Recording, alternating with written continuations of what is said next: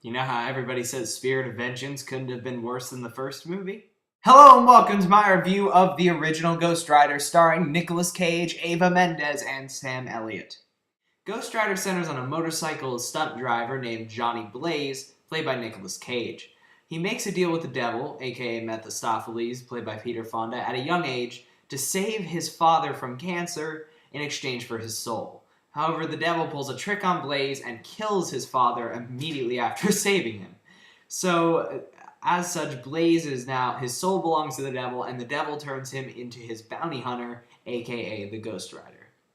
Okay, so this film has the exact opposite problem that Spirit of Vengeance has. While Spirit of Vengeance is essentially just an amalgamation of every little piece of style and ideas and all this stuff, they're throwing every little thing at the wall and it just goes crazy and goes awry. Ghost Rider wouldn't know what style was if it got hit in the face with a hammer. They might as well have just called this movie Superhero Movie, because it really just abides by all the cliches while doing nothing new or anything particularly well.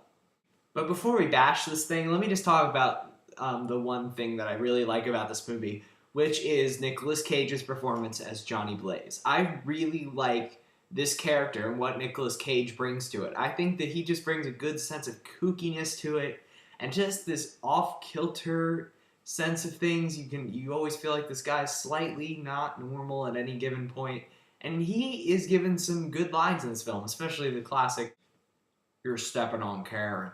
And just little things like that. Just the way he moves and the way he walks and just the way he appears on screen. That's the one thing you'll find entertaining about this, is just Nicolas Cage is a very dynamic actor.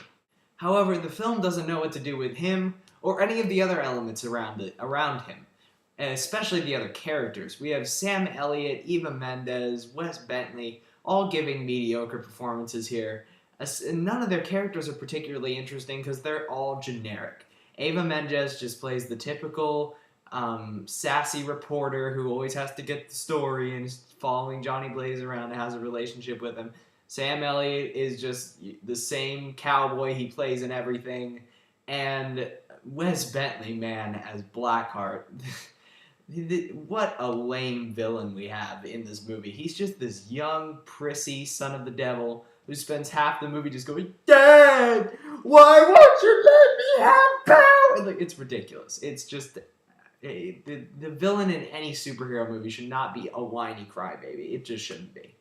But the cardinal sin of this thing is not the fact that the characters are bad or the fact that the story is cliche. It's the fact that Ghost Rider and the action scenes are ridiculously lame. Mark Steven Johnson doesn't know what to do with this character. First of all, Ghost Rider. He looks horrible. He looks like a skull like just a rubber skull that they superimposed fire around, which is one of the things the sequel improved on, is that Ghost Rider looks a lot better. But that's beside the point. I've seen Donald Duck mascots at Disney World that are more intimidating than this guy. And the action sequences, man, they're just so lame. Which is strange, because the director, Mark Steven Johnson, actually made a film that I feel is very underrated, which is Daredevil. But I'll maybe review that some other time. But besides the point, this movie, he just has no idea what to do with these action scenes.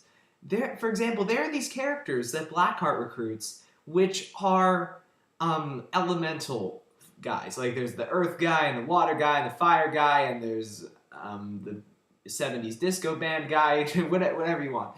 But, and the action scenes involving these guys are like 3 seconds long. Every one of them, Ghost Rider walks up to them, stands there, in stiff little style. The attacker maybe gets one attack, and they go, "Boo!" And then Ghost Rider's like, "Oh!" And then Ghost Rider's just like, "Oh, wait, that's right, I have a chain. Whoop, whoop, whoop, whoop, whoop, pun."